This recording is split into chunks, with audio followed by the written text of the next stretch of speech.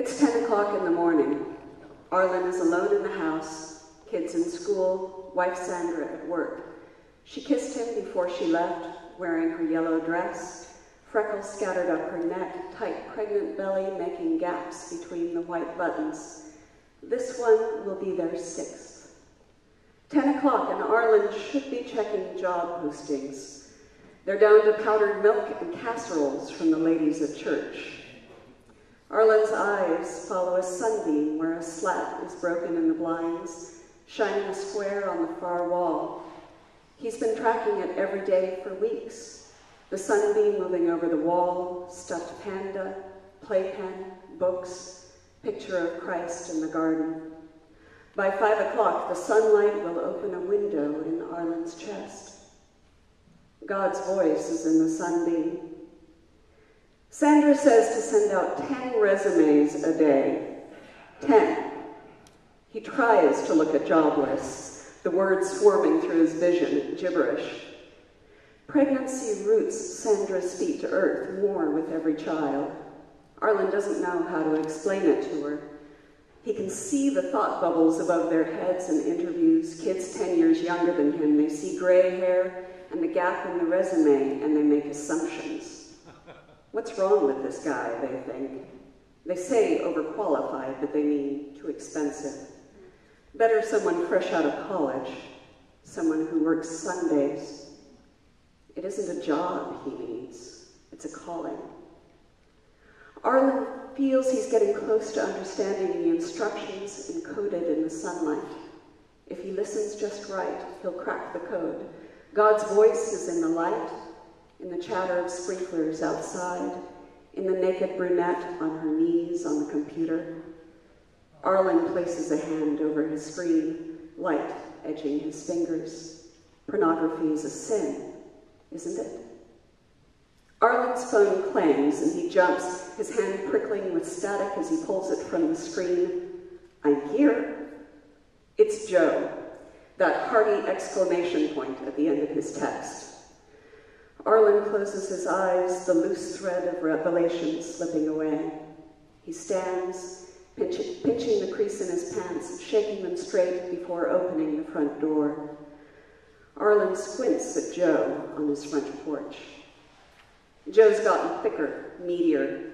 5 years since they've seen each other at Joe's parents' house, paper plates in the backyard by the pool, Joe and Sandra's heads tilted toward each other, Sandra holding her plastic fork in front of her mouth, a blush bleeding into her cheeks. Was she pregnant then? No, Kaylee was already a year old, riding on Arlen's shoulders, screaming laughter as he galloped around the pool. Joe's hand shoots out to clap Arlen on the shoulder. You need some sunshine, man. Sandra had called Joe, asked him to see if he could help Arlen with a job while he was in town. No wonder, thinks Arlen, welfare is next. That wet stink of poverty. Joe leads Arlen to his giant SUV, crouching above and behind Arlen's minivan in the driveway. The vehicle's paint looks iridescent in the sun like a beetle. The idea that had seemed so important is gone, like the leftovers of a dream. Something about the light on the wall, how it seemed to move as he watched it, shivering with cold life. Sandra's looking good, says Joe as they climb inside.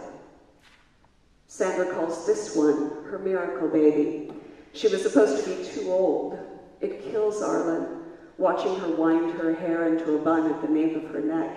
She seems bored with her own beauty. Arlen blinks. Joe said he'd only be in town for today. When did you see Sandra? Arlen imagines Joe's mouth at her neck, his block of hand tangled in her hair. She's concerned, says Joe, downshifting as they start up the long hill. I mean, 6 kids. Arlen nods, holding onto the seat. He looks down toward the floorboard. A massive void down there, a black hole opening to swallow him. I have faith, he says, repeating it to himself. Joe shoots a laugh through his nose. Faith without works, brother. You haven't asked where we're going. They're heading up the mountain, turning off the asphalt to an unpaved road, the SUV jouncing along the ruts. "We brought Kathy Flood here," Arlen says, remembering it only as the words pop out of his mouth. Kathy wore heavy black eyeliner, extending past the corners of her eyes like an Egyptian queen. "Wow," says Joe, clapping a hand on the steering wheel. "Kathy Flood. Whatever happened to her?" She wore a white dress under her black leather jacket. They'd stopped where the tracks petered out, overlooking the valley, the lights of town scattered from the lap of the mountain like toys. Kathy twirled in her battered Mary Janes, her arms up over her head. She twirled toward Arlen and kissed him on the mouth, leaning her body into his. He raised his hands to put them around her waist, but she lifted on her toes and twirled away, smiling, and put her arms around Joe's neck, kissing him. She ran one hand down Joe's back and reached behind her with the other, her fingers reaching for Arlen. Arlen took them, twining his fingers with hers while she kissed Joe. "When were you up here last?" asked Joe. Arlen shakes his head. Maybe years. He remembers Kathy's body against Joe's. He stood close enough to smell their spit. "Look," says Joe. They top the rise, and in the plain are wind turbines, giants standing white against the blue sky, blades wheeling. Arlen puts his hand on the glass of the passenger window. He's never seen one up close before. His breath is stopped. He scrambles down from the SUV before Joe can kill the engine. They are bigger than he'd imagined anything could be, blades roaring like creatures, like savage angels. He feels he's witnessing the birth of the world. "We got these up pretty fast," Joe is shouting. He fishes a key from his pocket. "You'd have to work from the main office in California." Joe's phone lights up and he hands Arlen the key while he answers. Arlen moves to the base of one, placing his hand against the metal. He feels life pulsing through and looks straight up. The air is as sweet as the breath of God. Arlen looks back at Joe on the phone, ducking into the SUV. A shiver moves through Arlen's body. On a hatch on the side of the windmill is a pictogram of a man impaled with a bolt of electricity. "Yes," thinks Arlen. There's an answering crackle in his brain. Arlen steps inside, reaches around the door, twisting the key hard until it breaks in the lock, then pulls it shut behind him, the metal latch sliding home.